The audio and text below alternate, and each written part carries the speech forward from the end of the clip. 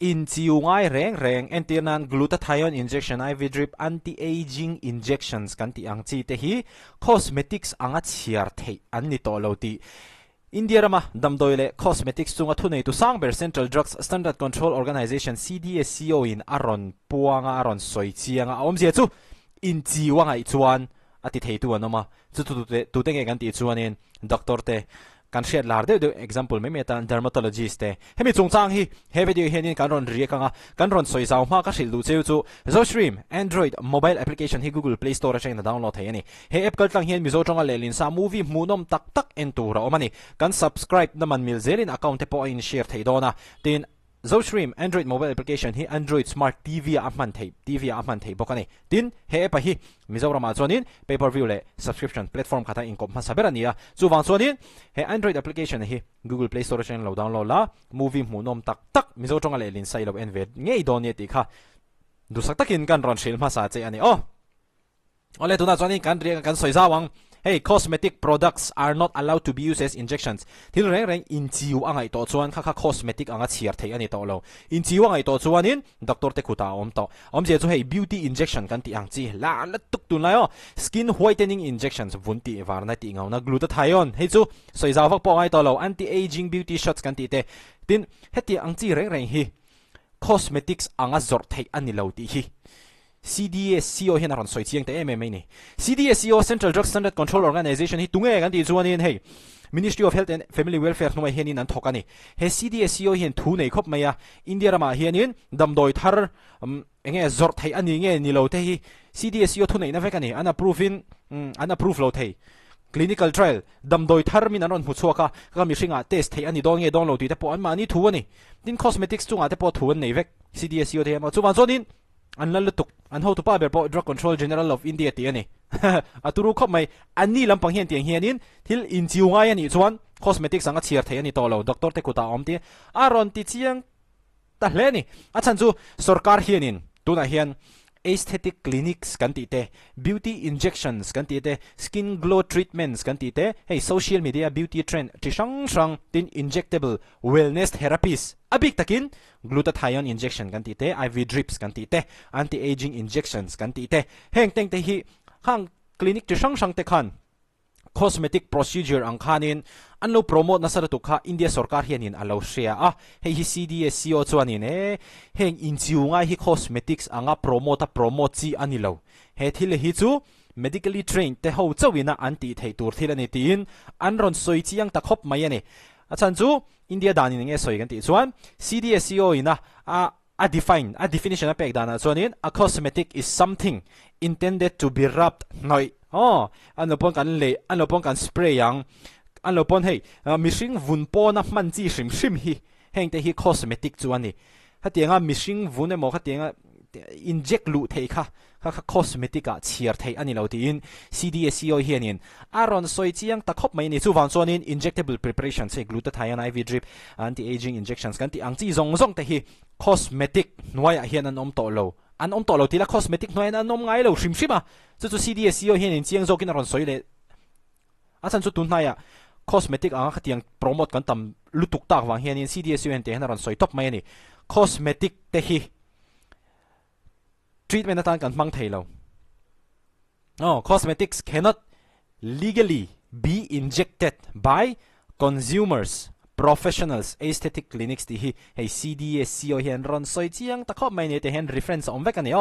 ron phuat chop khani mi ne ta hianin an ron soi kha te hianin kan ron soi chong ani achan chu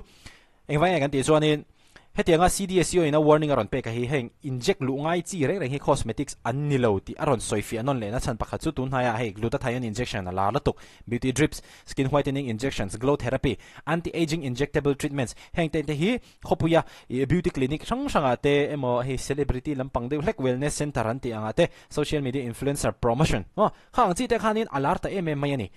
amaro chu mishing ta na himbox si lawa ti sol pal ani kha chuanin apoi thei lutuk ani heng teng te mo chu wang chuanin soitong khan medically trained ani lo chuanin angai nam don lo example tan dermatologist te kha chuanin obviously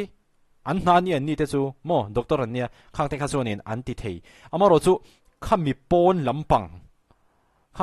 lampang ani to kha chuanin aden tin dermatologist te tan po cosmetics anga lo promote kha ati chi to big mi lo ni hemi CDSU hin aron soi cheng ta khom mai chu wang chuanin i cosmetics anga promote chi ani to lo tin khatiang beauty clinic kan ti anga chekha chuanin khang kha an mang thei to lo ti na thluk ani CDSU na ron soi dan chuan mo chu wang chuanin medically trained dermatologist te na enge an prescribe dam do yan cho ani lo kha chuanin an cho ani lo kha chuanin a him lo hle ani ti hi CDSU hin aron mu chi angin alanga achan chu sarkar hi abik takin CDSU kami Central Drug Standard Control Organization kha an lo thon na chu clinic tam tak beauty clinic kan tiang chi te mo medical clinic ni lo beauty clinic regulation thatok lo tin min diklo pu an advertise na sa side effect te po om vea tin injection ti dan himlo te po kha om veang tin medical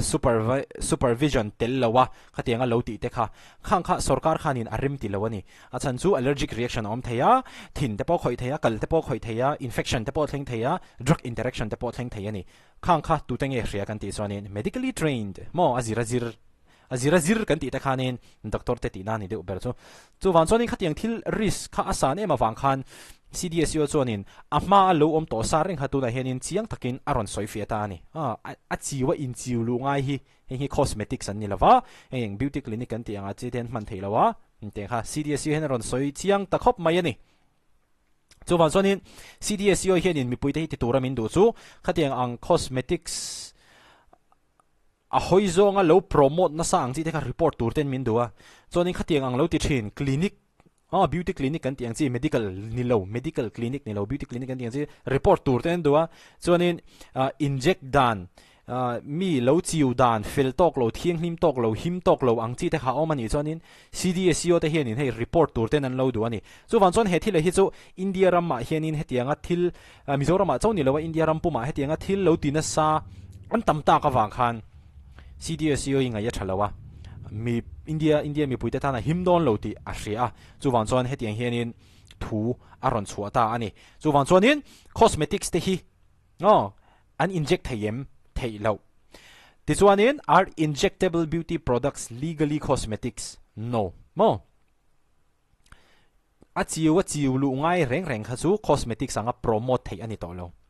no chuanin aesthetic clinic te beauty clinic te hianin injection hi cosmetic injection and then glutathione injection te IV drip te khang thi heng teng te zalen takin an mang thayem anti chuan CDSU hian in a phallo ngati nge hetiang warning hi aron siam kan ti chuan achan chu rise of beauty injection procedures khang